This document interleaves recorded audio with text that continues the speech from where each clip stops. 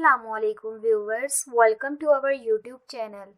Today the topic of discussion is elements of cache design. In elements of cache design, we will discuss the mapping function, direct mapping, associative mapping and set associative mapping. First of all, we will discuss direct mapping. In direct mapping, you can see the diagram. Here is main memory and this is cache memory and this is the address field of cache memory. Direct mapping में कुछ इस तरह से होता है कि main memory से cache memory में ब्लॉक्स ट्रांसफर किए जाते हैं. Block is the collection of words और वर्ड्स ही सीपीयू पे ट्रांसमिट होते हैं और वो स्पेसिफिक वर्ड सीपीयू पे ट्रांसमिट करवाया जाता है जिसकी ज़रूरत सीपीयू को होती है. आप देख सकते हैं कि डायरेक्ट मैपिंग में जो ब्लॉक 0, ब्लॉक 1 और ब्लॉक 2 है वो जब भी कैशे मेमोरी में लोड होंगे वो लेवल 1 पे लोड होंगे. एट अ टाइम एक ही ब्लॉक कैशे मेमोरी में लोड होगा. फॉर एग्जांपल कैशे मेमोरी में ब्लॉक 0 लोड है, देन सीपीयू को ब्लॉक 1 के किसी वर्ड की ज़रूरत पड़ गई है तो सबसे पहले आपको कैशे मेमोरी से ब्लॉक 0 को रिमूव करना पड़ेगा. देन ब्लॉक 0 की जगह ब्लॉक 1 को लोड करवाना पड़ेगा. फिर उसका स्पेसिफिक वर्ड एक्सेस करके सीपीयू पे ट्रांसमिट करवाना पड़ेगा ताकि सीपीयू उस पे एग्जीक्यूशन परफॉर्म करे. तो आप देख सकते हैं कि ये डायग्राम में बिल्कुल क्लियर है. इस पॉइंट पे एक क्वेश्चन राइज होता है ज़्यादातर लोगों के माइंड में और वो ये क्वेश्चन है कि क्या हम ब्लॉक 1 को किसी और लोकेशन पे लोड करवा सकते हैं बजाय इसके कि हम लेवल 1 से ब्लॉक 0 को रिमूव करें और ब्लॉक 1 को लोड करवाएं. तो व्यूवर्स आप ऐसा नहीं कर सकते क्योंकि स्पेसिफाई कर दिया गया है कि लेवल 1 पे ब्लॉक 0 या ब्लॉक 1 या ब्लॉक 2 इन तीनों में से कोई एक block at a time load होगा. और अगर आप B0 को रिमूव करवा के B1 को लोड करवाना चाहते हैं कैशे मेमोरी में तो आपको इसी लोकेशन इसी लेवल पे लोड करवाना होगा. आप किसी और लोकेशन पे लोड नहीं करवा सकते. राइट. सो व्यूवर्स, डायरेक्ट मैपिंग में यही डिसएडवांटेज है कि एट अ टाइम एक ही ब्लॉक कैशे मेमोरी में स्टोर हो सकता है और जब सीपीयू को किसी दूसरे ब्लॉक के वर्ड की ज़रूरत पड़ती है तो हमें पुराना ब्लॉक कैशे मेमोरी से रिमूव करना पड़ता है और एक न्यू ब्लॉक जिसका वर्ड सीपीयू को चाहिए होता है वो हम कैशे मेमोरी में लोड करते हैं. Okay, the next thing you need to remember in this diagram is that CPU will access the word randomly. यानी कि अगर सीपीयू को ब्लॉक 1 का वर्ड 5 चाहिए तो वो रेंडमली वर्ड 5 को एक्सेस कर सकता है. ऐसा नहीं है कि वो पहले वर्ड 1 को एक्सेस करेगा और चेक करेगा कि ये वर्ड 5 है कि नहीं, देन वर्ड 2 पे आएगा. नो, सिक्वेंशली एक्सेस नहीं होगा. रेंडमली वर्ड को एक्सेस किया जाएगा और सीपीयू पे ट्रांसमिट करवा दिया जाएगा. तो ये आप इसके एडवांटेज के तौर पे ले सकते हैं. सीपीयू ये एड्रेस फील्ड जनरेट करेगा जिसमें टैग का नंबर होगा. आपको पता है tag contain the address of block loaded in the cache memory. Then line number, last lecture में हमने लाइन नंबर को बहुत डिटेल से डिस्कस किया था कि जहाँ पे ब्लॉक्स लोड होते हैं इसको हम लाइंस कहते हैं and lines are also called level of caches. ठीक है. देन वर्ड, जिस वर्ड को सीपीयू एक्सेस करना चाहता है उसका एड्रेस होगा इस बॉक्स के अंदर. तो इस एड्रेस को यूटिलाइज किया जाएगा और कैशे मेमोरी से एक स्पेसिफिक वर्ड को एक्सेस करके सीपीयू पे ट्रांसमिट करवाया जाएगा. इस तरह हम डायरेक्ट मैपिंग में मेन मेमोरी से कैशे मेमोरी और कैशे मेमोरी से सीपीयू तक ट्रांसमिशन करवाएंगे. Okay viewers, now we are going to discuss the second mapping technique and that technique is associative mapping. Associative mapping का कंसेप्ट कुछ हद तक डायरेक्ट मैपिंग की तरह है. इसमें डायग्राम को एक अलग स्ट्रक्चर से रिप्रेजेंट किया गया है जबकि डायरेक्ट मैपिंग में हमने सिंपली डायग्राम को रिप्रेजेंट किया था, कॉन्सेप्ट को रिप्रेजेंट किया था. इसका कॉन्सेप्ट है बहुत इजी. आपको बेशक डायग्राम कम्प्लेक्स लग रही है लेकिन इसका कंसेप्ट बहुत ज़्यादा इजी है और डायरेक्ट मैपिंग से रिलेट कर रहा है. तो चलें डायग्राम को स्टार्ट करते हैं एक्सप्लेन करना. आप देख सकते हैं ये मेन मेमोरी का स्ट्रक्चर है, ये कैशे का स्ट्रक्चर है. कैसे पता चला आपको ये कैशे का स्ट्रक्चर है? क्योंकि यहाँ पे टैग है। टैग का एड्रेस कैशे मेमोरी में ही अवेलेबल होता है। ये वो एड्रेस फील्ड है जो सीपीयू ने जनरेट की है। सीपीयू ने टैग का एड्रेस दिया और वर्ड का एड्रेस दिया है कि इस टैग पे मुझे ये वाला वर्ड एक्सेस करके दो, राइट। हमने मेन मेमोरी से कुछ डाटा को कैशे मेमोरी में लोड करवा दिया है। आपको पता है मेन मेमोरी से जो डाटा कैशे में लोड होता है वो ब्लॉक्स की फॉर्म में होता है और रिक्वायर्ड वर्ड सीपीयू पे ट्रांसमिट करवा दिया जाता है फ्रॉम कैशे मेमोरी, राइट। अगर तो आपको आपका रिक्वायर्ड डाटा कैशे में मिल जाता है तो वो हिट इन कैशे है, लेकिन अगर आपको आपका रिक्वायर्ड डाटा कैशे मेमोरी में नहीं मिलता तो वो मिस इन कैशे है। देन आपको उसको मेन मेमोरी से एक्सेस करना पड़ेगा और मेन मेमोरी से एक्सेस करने का तरीका ये है कि आपने मेन मेमोरी से उस वर्ड को एक्सेस करने के बाद कैशे में ट्रांसमिट करवाना है, यानी कि जिस ब्लॉक में वो वर्ड होगा वो कैशे पे ट्रांसमिट होगा।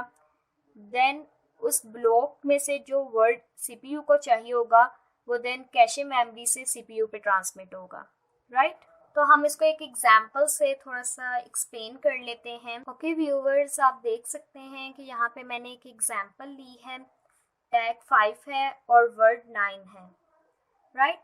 तो सबसे पहले हम इस टैग के एड्रेस को कैशे की मेमोरी के टैग के साथ मैच करेंगे। तो हम सीक्वेंस में मैच करना स्टार्ट करेंगे। सबसे पहले हम लेवल 1 को मैच करेंगे, लेवल 2 को एंड सो ऑन। तो हमें यहाँ पे पता चल गया कि ये जो टैग का एड्रेस है वो इस वाले टैग के एड्रेस के साथ मैच कर गया है, क्योंकि इसका एड्रेस भी 5 है और इसका एड्रेस भी 5 है। तो जैसे ही हमारा टैग का एड्रेस मैच कर गया है तो हम उसके रिक्वायर्ड वर्ड को एक्सेस कर लेंगे। वर्ड का एड्रेस क्या है 9, तो हम यहाँ से वर्ड 9 को एक्सेस करेंगे और सीपीयू पे ट्रांसमिट करवा देंगे। सीपीयू उस पे डाटा ऑपरेशंस को परफॉर्म कर लेगा। लेकिन अगर हमारे पास कोई ऐसी एग्जांपल हो कि कैशे मिस हो जाए, लाइक आप देख सकते हैं कि मैंने यहाँ पे एक और एग्जांपल ली है जिसमें टैग 9 है और वर्ड 9 है। तो आप देख सकते हैं कि यहाँ पे जो कैशे मेमोरी है उसमें 8 लेवल्स हैं टोटल और टैग का एड्रेस भी 8 तक ही है। तो 9 एड्रेस का कोई टैग इधर अवेलेबल नहीं है। तो सबसे पहले हम कैशे मेमोरी में मैच करेंगे, लेकिन जब हमें यहाँ से नहीं मिलेगा देन हमें मेन मेमोरी की तरफ जाना पड़ेगा क्योंकि मिस इन कैशे हो गया है, राइट। देन हम मेन मेमोरी की तरफ जाएंगे और वहाँ से अपने रिक्वायर्ड ब्लॉक के रिक्वायर्ड वर्ड को एक्सेस करेंगे और उसे फिर कैशे मेमोरी में ट्रांसमिट करवाएंगे और वो कैशे मेमोरी से देन सीपीयू पे ट्रांसमिट होगा। देन सीपीयू उस पे एग्जीक्यूशन परफॉर्म करेगा। I hope so that this point will be clear to you people. Then हम इसके एडवांटेज को डिस्कस करते हैं। एडवांटेज को डिस्कस करने से पहले हम डायरेक्ट मैपिंग के एडवांटेज और डिसएडवांटेज को रिकॉल कर लेते हैं। डायरेक्ट मैपिंग में डिसएडवांटेज ये था कि आप ब्लॉक को उसकी स्पेसिफिक लोकेशन के ऊपर ही लोड करवा सकते थे कैशे मेमोरी में, लेकिन एसोसिएटिव मैपिंग में ऐसा कुछ नहीं होता। आप जहां मर्जी ब्लॉक को लोड करवाएं। फॉर एग्जांपल, अगर तो आपके पास जो फर्स्ट मेमोरी लोकेशन है इसमें ब्लॉक 0 लोड है तो आप ब्लॉक 1 को कहीं भी लोड करवा सकते हैं। ज़रूरी नहीं है कि ब्लॉक 1 अगर लेवल 2 पे लोड है तो आप ब्लॉक 1 को किसी और लेवल पे लोड नहीं करवा सकते। आप 6 पे भी लोड करवा सकते हैं, बाद में 8 में भी लोड करवा सकते हैं, 5 पे भी लोड करवा सकते हैं। Anywhere at any location in cache memory you can load any block. So viewers, ये था एक छोटा सा व्यू एसोसिएटिव मैपिंग का। होप सो ये आपको क्लियर हो गया होगा। और इसका डिसएडवांटेज ये है कि नंबर ऑफ कंपैरिजंस इंक्रीज हो जाते हैं। आपको कैशे मेमोरी के हर टैग को कंपेयर करना पड़ता है कि कहीं वो सीपीयू के एड्रेस के साथ मैच कर रहा है, और अगर कर रहा है तो देन ही आप वर्ड को ट्रांसमिट करवाते हैं ना, तो comparisons increase हो गए हैं। Okay viewers, now we are going to discuss the third mapping technique, and that technique is set associative mapping. So let's start with the explanation or description of diagram. इसकी diagram same है associative mapping की तरह। Main memory एक side पे है, then ये cache की memory है, दिस इज फील्ड एड्रेस, लेकिन इस फील्ड एड्रेस में टैग और वर्ड के साथ सेट है। यानी कि जो कैशे मेमोरी है उसके कुछ लेवल्स को हमने कह दिया कि वो सेट 1 है, देन कुछ लेवल्स को हमने सेट 2 कह दिया, कुछ लेवल्स को सेट 3। यानी कि हम कह सकते हैं कि जो कैशे की मेमोरी है वो मल्टीपल सेट्स में डिवाइड कर दी गई है। And set is a collection of levels और लाइंस, राइट। ओके, सीपीयू जो एड्रेस जनरेट करेगा उसमें टैग का एड्रेस होगा, सेट का एड्रेस होगा और वर्ड का एड्रेस होगा। अगर तो आपको अपना रिक्वायर्ड डाटा कैशे मेमोरी में मिल जाता है तो वो हिडन कैशे है, लेकिन अगर आपको वो कैशे मेमोरी की बजाय मेन मेमोरी से लेना पड़ता है तो वो मिसिंग कैशे है, राइट। हम इसको एक एग्जाम्पल से मज़ीद क्लियर करेंगे। ओके व्यूवर्स, आप देख सकते हैं कि मैंने यहाँ पे एक एग्जाम्पल ली है जिसमें टैग का एड्रेस 7, सेट का एड्रेस 3 और वर्ड का एड्रेस 12 है। पहले हम इसे कैशे मेमोरी में चेक करेंगे, मैच करेंगे कि यहाँ पे जो टैग का एड्रेस है क्या वो गिवन है। तो सबसे पहले टैग का एड्रेस मैच होगा 7, जी हाँ वो कैशे मेमोरी में है। देन हम सेट का एड्रेस मैच करेंगे, क्या इसका सेट 3 है, जी हाँ इसका सेट 3 है।